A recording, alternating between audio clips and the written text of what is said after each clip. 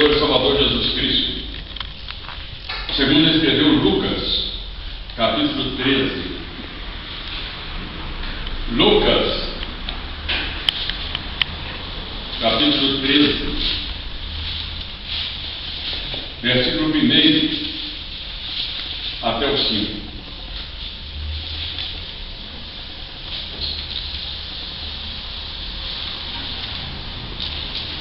E naquele mesmo tempo estavam presentes ali alguns que lhe falavam dos galileus cujo sangue Pilatos misturara com seus sacrifícios.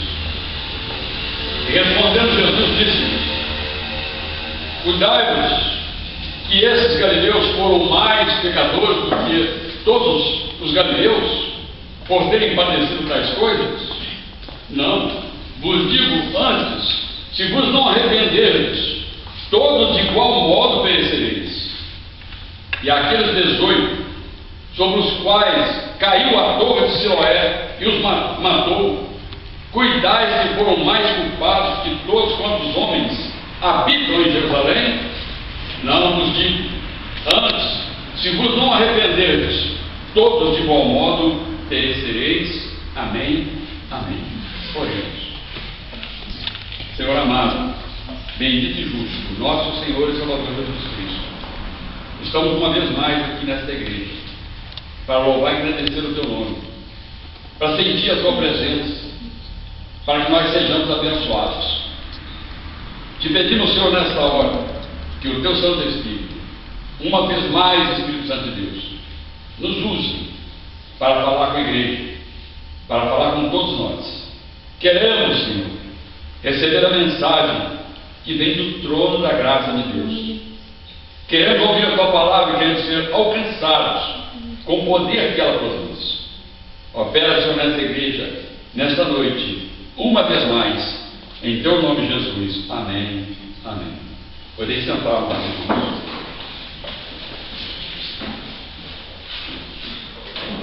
A teologia popular em Israel, nesses dias, nesta época, eles entendiam que as tragédias refletiam a vingança de Deus, a punição de Deus para as pessoas que pecavam. Ainda hoje é meio assim. Há daqueles que acreditam que quando alguém está passando alguma dificuldade, é porque está em pecado e por isso está sofrendo tal adversidade. Na maioria das vezes, quando a pessoa está passando alguma coisa que seja ruim, está entristecendo, que está batendo, que está tirando sono, não necessariamente é por causa de pecado. Vejam bem, se Deus for olhar, contemplar o seu pecado e o meu pecado, nenhum de nós seria justificado. Já dizia o salmista no Salmo 130: se Deus fosse observar as iniquidades, quem subsistiria? Todos pereceriam. Então, por isso, julgamento do outro ou de si próprio não é boa coisa. A Bíblia diz que o Senhor é quem nos justifica. Se o Senhor nos justifica, por que nós mesmos vamos acusar? Ou, pior, acusar o outro de estar em pecado e por isso está sofrendo e por isso é passivo de punição. Jesus ensina outra coisa aqui nessa passagem. Ele falava de arrependimento, porque todas as vezes que você arrepende de alguma coisa que você fez e que desagrada alguém e que por isso você pecou, ou que bate de frente com a lei de Deus e desagrada a Deus, a maneira correta é o arrependimento. Que noutra passagem em Romanos está escrito assim: que Jesus morreu por causa das nossas transgressões e ressuscitou para a nossa justificação. Noutra passagem diz assim, Romanos 5:1: justificados, pois, mediante a fé, temos paz com Deus, por meio de nosso Senhor Jesus Cristo. Em tudo o Senhor quer nos perdoar e nos abençoar. Então, somente a mensagem do Evangelho é para arrependimento e remissão. Porque uma vez você arrependido daquilo que você pratica no dia a dia e que não agrada a Deus, que vai de encontro à palavra de e que você se arrepende, a Bíblia diz que tem remissão, que você é remido. Remido é uma pessoa que pode comprar a sua falha, o seu pecado e te remite. E esse, capaz de fazer isso, é Jesus, que cita esta passagem que eu acabei de ler aqui em Lucas, capítulo 13, do versículo 1 até o 5. Mas Jesus usa o relato de duas tragédias para chamar a atenção dos seus discípulos e daqueles que demais estavam por ali e ouviam o que Jesus estava falando. A Bíblia começa relatando nesses versículos que alguns chegaram e disseram para Jesus: olha, os galileus foram assassinados por Pilatos. E o que aconteceu de fato? Eles tinham ido ao templo para sacrificar, para oferecer o holocausto. Que o holocausto era sacrificar um animal, derramar o sangue no altar, toda aquela ritualística judaica, israelita. E eles foram lá com esse objetivo, os galileus. E quando eles estavam sacrificando, Pilatos mandou os soldados e os matou, e o sangue deles misturou com o sangue do sacrifício. E as pessoas que chegaram naquele momento para dizer a Jesus que eles haviam sido assassinados, eles estavam querendo dizer, pela cultura deles, que isso era proveniente de algum pecado que os galileus da Galileia, naturalmente galileus, haviam cometido, razão pela qual eles haviam sido sacrificados junto com o sacrifício que ofereciam. E Jesus chamou a atenção deles na hora e disse assim: se vocês pensam, cuidai vós e esses galileus foram mais pecadores do que todos os galileus por terem padecido tais coisas? Perguntou para eles. Não, Jesus disse, vos digo antes, se vos não arrependerdes, todos de igual modo perecereis. E Jesus continuou enfatizando, e aí ele foi para o segundo relato de tragédia. E perguntou para eles, e sobre a torre de Siloé, que caiu sobre 18 em Jerusalém e os matou, vocês pensam melhor que ele? A torre ficava junto ao muro de Jerusalém. E por algum motivo, já não foi pela maldade humana, como foi o primeiro relato, em que Pilatos mandou assassinar os galileus. Não, agora era um acidente. Ninguém mandou a torre cair. Foi um acidente. E naquele acidente morreram 18 moradores de Jerusalém. E Jesus disse a mesma coisa. E aqueles 18? Sobre os quais caiu a torre de Siloé os matou. Cuidado que foram mais culpados do que todos os homens que habitam em Jerusalém. E Jesus disse que não. Ele disse, não, vos digo antes, se vos não arrependeres, todos de igual modo perecereis. Isso faz a gente parar para pensar. Porque muitas vezes, isso me preocupou quando eu orei sobre essa passagem. Nós estamos sofrendo, e quando nós estamos atravessando adversidades, é difícil demais. O bom crente, contrito de coração, tem que orar, meu Deus, não conformo com essa situação. Melhora as condições do Senhor. Quando há enfermidade, cura da enfermidade. Quando o aspecto financeiro, Deus abre as portas. Quando o assunto é um ou outro, que nos faz ficar tristes, abatidos, nós dobramos nosso joelho no chão para falar com aquele que tudo pode resolver. Orar, pedir a Deus. Outros têm posturas não muito adequadas, né? Às vezes blasfemo, diz que Deus é esse que eu estou servindo, que a partir do momento que eu comecei a servir a Deus, começou a desencadear tanta coisa ruim do meu lado que eu não posso entender. Isso nos afeta tremendamente.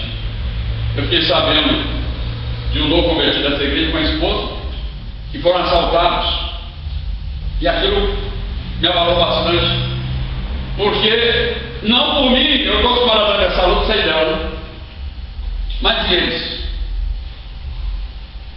crentes novos, foram assaltar, levaram tudo que eles tinham, ainda maltrataram, bateram na cabeça do irmão, e toda aquela humilhação, e eles tiveram uma reação de desespero e de revolta. Oh meu Deus, o que isso aconteceu?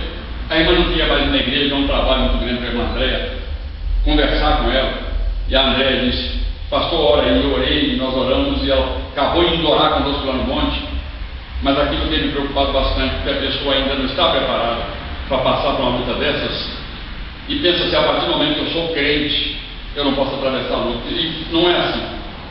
A pessoa se torna crente em Jesus Cristo. Jesus disse que no mundo tereis aflições, tribulações ou lutas, que significa a mesma coisa, e elas vêm a passar, e tem que parar para pensar. Lamentar nós podemos, chorar nós podemos, clamar nós podemos, mas tem que olhar para o nosso lado, o que está acontecendo.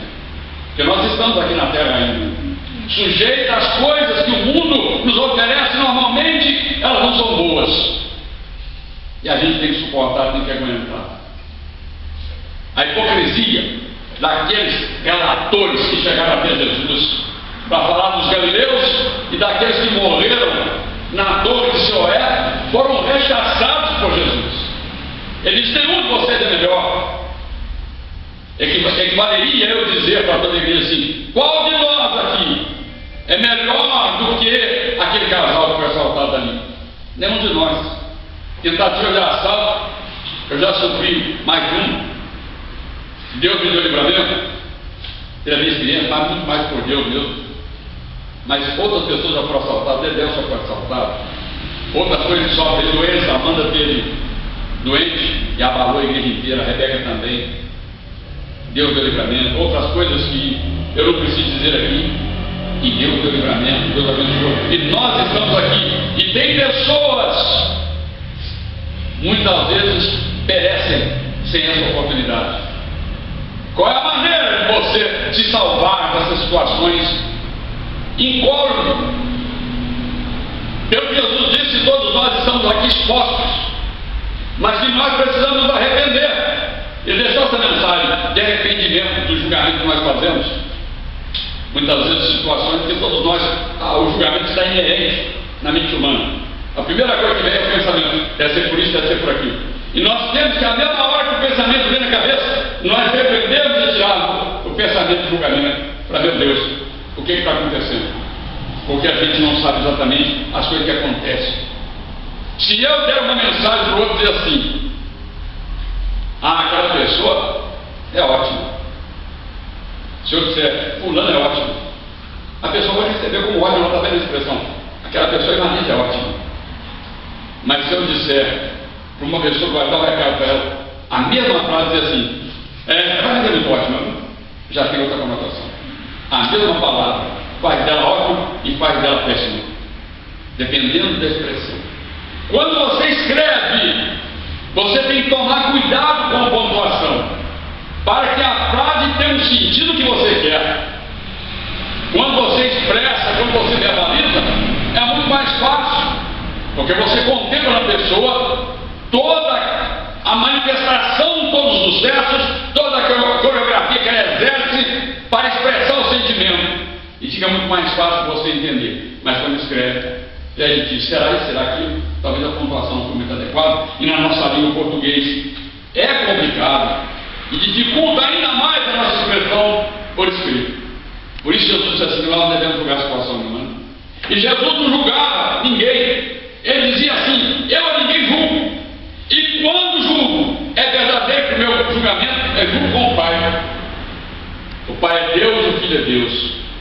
É a minha que não julga. Quando a mulher pecadora, noutra passagem, chegou diante de Jesus para ser apedrejada, ele não a condenou. Ele perguntou: quem pode ser o primeiro a tirar a pedra? Ninguém tinha condições. E Jesus falou assim: nem eu te condeno, os outros não te condenaram, porque foram todos embora. Todos eles saíram desconfiados diante da pergunta de Jesus, se eles estavam capacitados a julgá-la, a tirar pedra sobre ela, e eles não tinham essa capacitação. Saíram. Jesus disse: eu também não te condeno, mas recomendou: vá e não peques mais. Ou seja, arrependa do que você tem feito, e daí para frente você não faz mais. Pronto, zerou. Jesus limpou a sua vida. Porque se não for assim, nenhum de nós será salvo. Porque a cada dia nós cometemos coisas que não agradam a Deus. Eu vim de Brasília para cá, já cometi um pecado, fiquei nervoso no trânsito. E aí é difícil, porque quando eu vejo eu já pequei. E assim outras coisas. Mas eu me arrependo, mas eu estou arrependido. Porque eu não gostaria de ser assim. Ainda mais para que tenha um jeito, eu sou até calmo, para que tenha um jeito como eu, é mais difícil. de você, numa situação dessa, que até a pessoa calma no trânsito comete pecados quando é xingado por alguém, respeitado por alguém. E o mundo está ficando louco, está ficando uma coisa difícil e a gente não sabe o que fazer.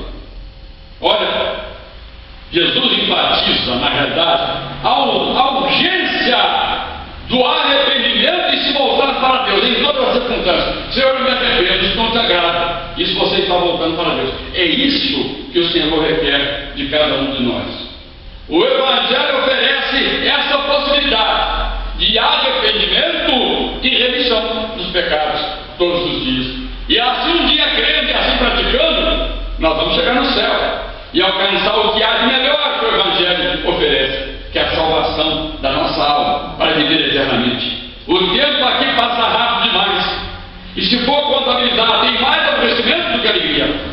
Então, o lugar de perfeição, a morada que nós esperamos, ela não está aqui. Há um descanso para o povo de Deus esperando por nós lá, e nós vamos chegar lá, uns antes, outros depois, mas nós estamos na igreja com esse objetivo. E enquanto aqui nós estivermos caminhando, ser abençoado por Deus, nem tudo nós entendemos. Eu me lembrei agora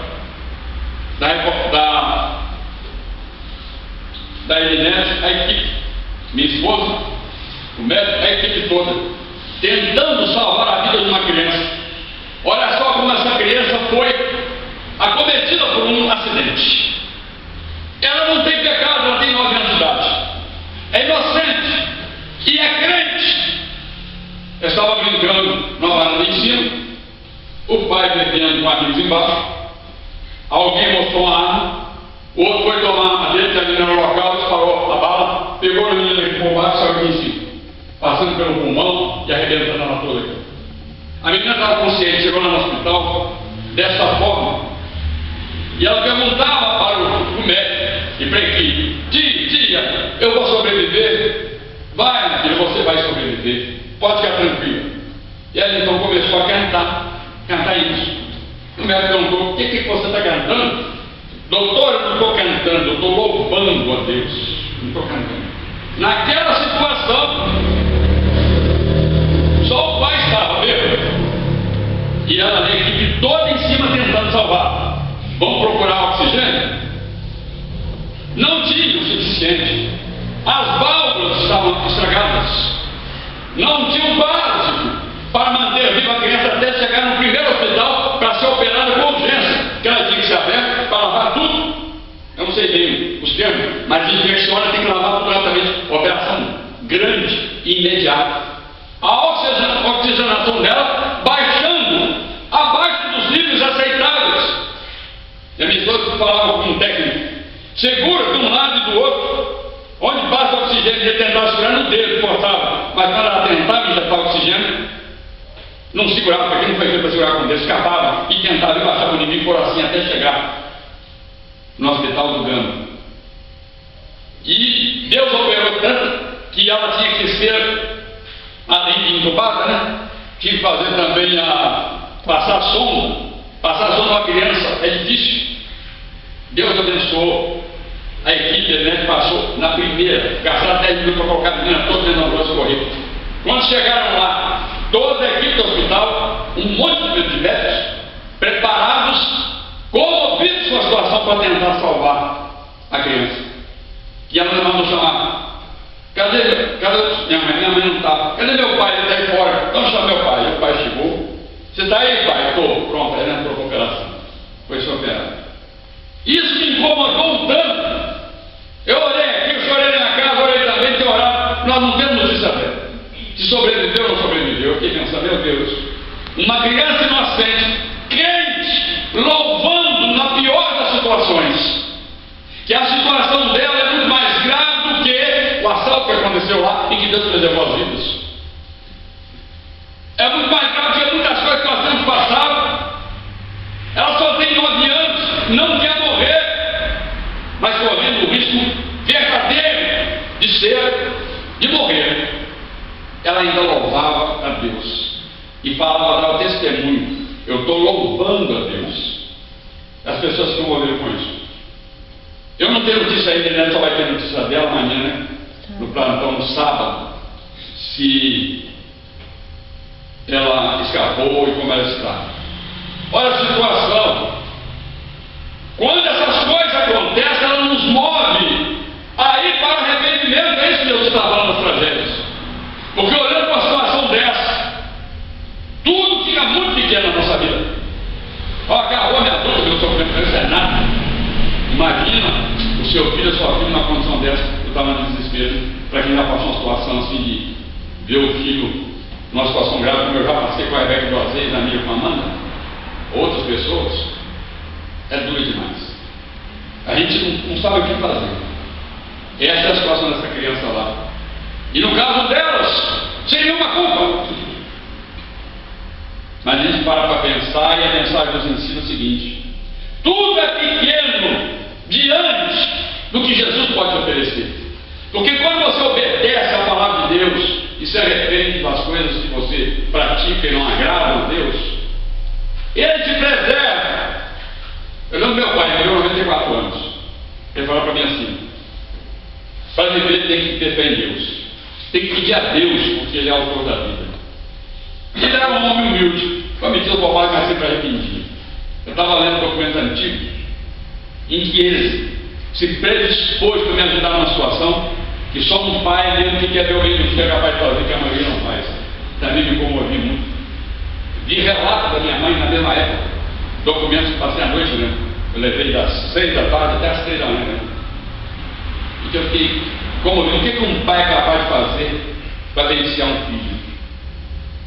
Então, os pais, que eu sou pai e avô, o que não é capaz de fazer para abençoá-los, para poder livrar de situações? Imagina, meu pai sempre tem culpa, né? Porque ele estava dentro, a filha é crente. O que deve ter vindo na mente dele? Por causa dele e de amigos dele, a criança alvejada, ninguém sabe como é que está a situação. E isso me levou a olhar para a palavra de Jesus e me manter arrependido sempre das coisas que cometo. E peço perdão para todo mundo que eu ofendi, sempre pedindo perdão e procurando perdoar todo mundo, porque é assim que vale a pena. Aí sim Jesus te preserva. Aí, diante do arrependimento, você pode ser salvo incólumes, porque nós estamos na terra e mostra a passagem que todos nós estamos expostos a qualquer coisa. Mas se você anda sempre arrependido na presença de Deus, Ele sim pode fazer caminhar, como fez meu pai caminhar até os 94 anos de idade. E eu já estou com meus 64, pretendo chegar lá. Ninguém quer morrer antes do tempo. Eu quero viver no arrebatamento da igreja também para me presenciar isso. Eu preciso andar contrito e arrependido na presença de Deus.